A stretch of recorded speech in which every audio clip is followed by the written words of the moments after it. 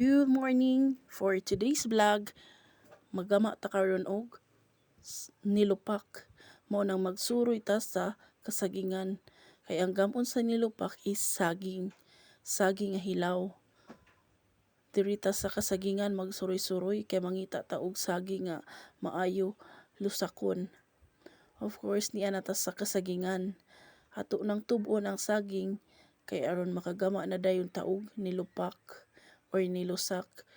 Pero kung ani nga saging, guwang na ni siya nga saging.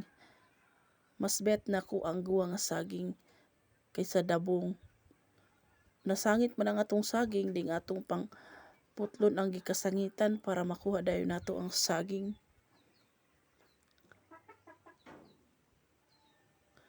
Dako na ni siya nga saging or dako nga bulig. Guwang na pod. Nice good ni gudong agon. Pero mas gi-crave na ko ang nilupak or nilusak.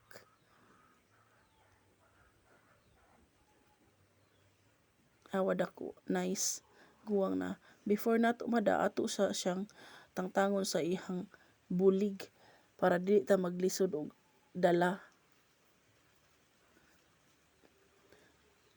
Ngana ra kadali pagtangtang sa saging sa ihang bulig o. Mo ni sayon nga pamaagi. Dako-dako po ni nga bulig kay daghan man siya na nahimo. Then, of course, atong gidungag, din atong gilusak.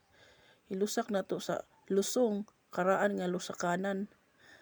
Hinlo na ba yan siya, dugay na lang na siya nga lusakanan, maunang lain og color. Then, butangan natog lubi. Lubi nga kinagod or coconut. Grated coconut. Charot. Then, atong butangan og sugar. Simple ra ni nga pagkalusak. Pero lami na ni siya. Magsaging-saging sa taron kay mahal kaayo ang bugas. Then mao na ni ang resulta. Thank you for watching and don't forget to subscribe my YouTube channel.